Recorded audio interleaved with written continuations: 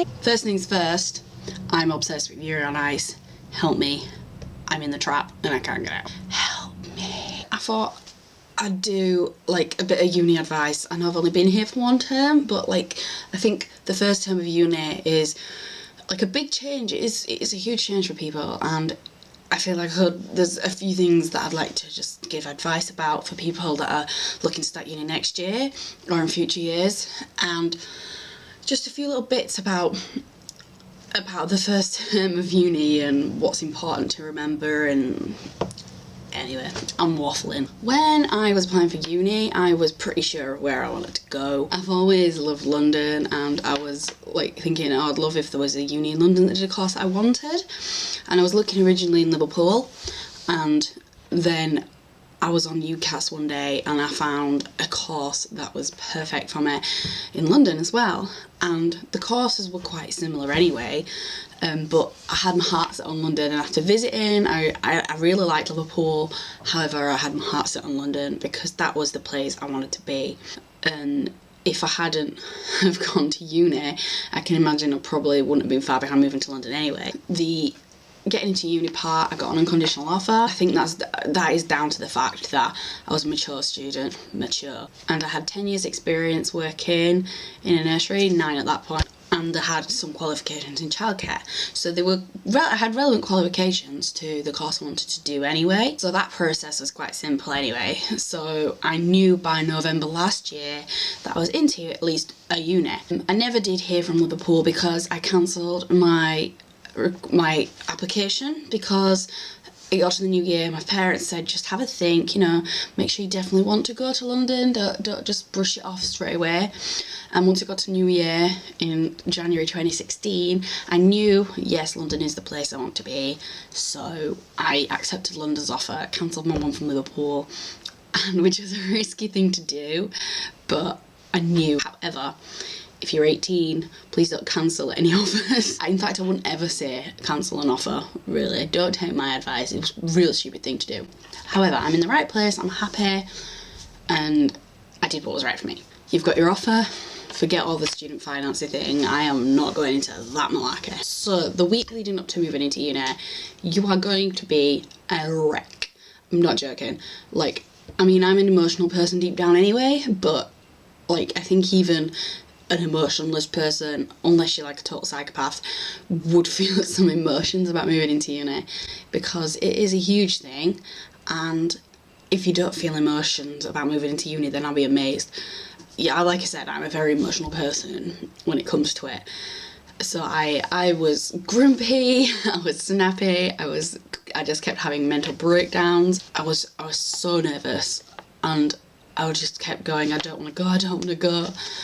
But even though I knew it was the right thing for me and I was doing the right thing, I had about 5 million 2 a.m. meltdowns to my parents. But you've just got to keep going and just keep going, no, this is the right path. You've got to stop and go, this is the right thing, I'm doing the right thing. So moving in there, it is scary. It is actually really scary. I was terrified, and it makes it worse because I had a 5-hour drive all the way down to London with all my stuff piled in the car next to me. It was just, it was horrific. It was such a long drive, and I know 5 hours drive is long anyway, but it just went on, and then I got here and I was just like, I can't do this. It was terrifying. Make sure, please, whatever you do, no matter how emotionally you're feeling, please say hi to people. I was really, really nervous. I was terrified. I was really emotional. I didn't want my parents to leave. I had to say bye to my parents, and I cried. I really didn't want them to go, but you've just got to let them go. I sat and I watched out my window for the car to go, and I just sat and cried on my bed. I just sat there and I was like, why have they left me? I couldn't believe it. It was that moment of, why have my mum and dad left me here? Why have they done this? Why have they left me in London on my own? I was terrified, but even as a grown adult, it doesn't get any easier moving so far away from your family. And this was the first time I'd left home, so I was just terrified. But it does get easier, I promise. You'll have a few meltdowns, but especially in the first few weeks, but you'll get through it. And I am so much more of a better person than when I came here. Like, I was so dependent on my parents. I didn't think I could cope living away from them, and I'm absolutely fine. I have days where I'm like, I want my mum. Can my mum not just cook my tea for me? Can my mum not just do my washing for me? But I do it. You know, I became independent. So, making friends. I sometimes find making friends hard because I get anxious about meeting new people. I'm not that good with change, and the thought of me of talking to new people really does scare me. But you've just got to say hi. It is really hard. As someone with anxiety, it is very hard. I went round to Amy, who's next door, who I actually ended up being really good friends with, and I just knocked on the door and she answered and I went, "Hi, I'm Kirsty," and I was terrified, but I just said hi and it was okay. And then I came back in my room after we talked and I was like, I just went, I did it, I said hi to someone. And like, it sounds silly, but that was such a huge deal for me. Like, just knocking on someone's door that I don't know and saying hi was massive for me. Just say hi. I know it is hard, especially if you've got anxiety, but just say hi. And once you've said hi, that is the biggest step out of the way, honestly. Making friends is so simple once you've said hi. Homesickness. It's not just a thing that happens in your first week, trust me. I was incredibly homesick in the first week, however, then I got through it, and then over the last 10 weeks that I've been here, I've felt homesick at least once a week, even if it's just been really, really minor. I've just had I really want to just see my parents moment, or I miss my brother, or I miss my sister. I do have my little homesick moments, but they get better and they're not as bad. It gets easier the longer you're here, and this homesickness gets less and it gets less severe.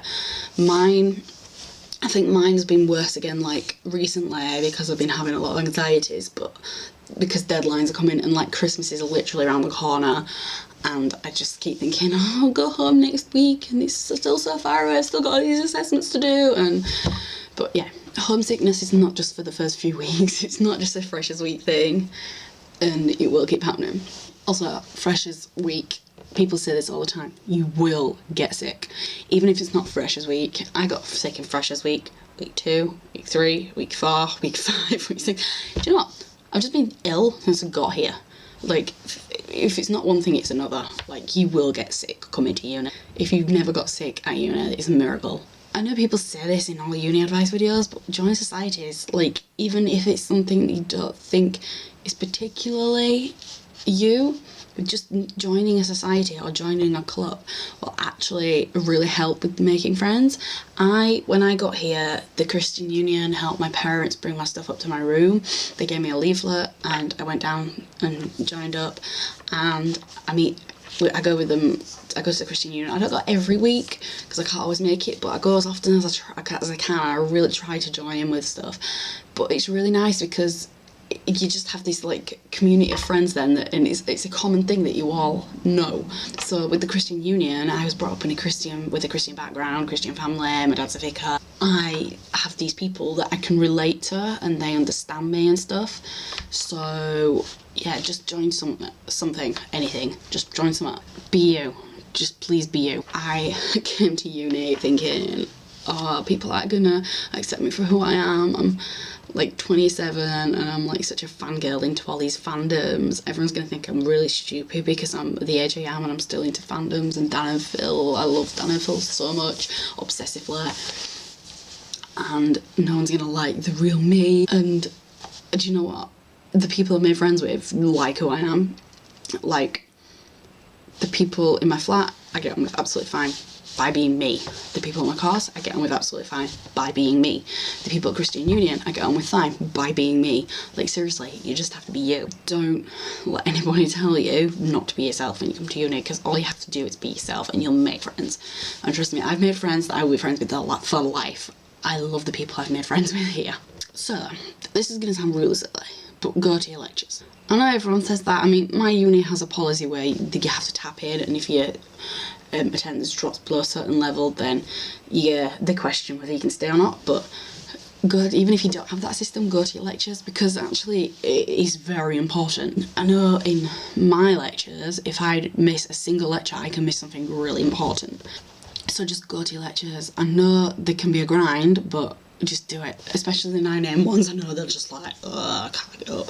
But just do it. Just go, okay? While we're on lectures, when your lecturer tells you to start your work, start it. Even if it's the first week and your lecturer says, start thinking about your essay, do it. Because, you know, me, brand new uni student, think I know everything.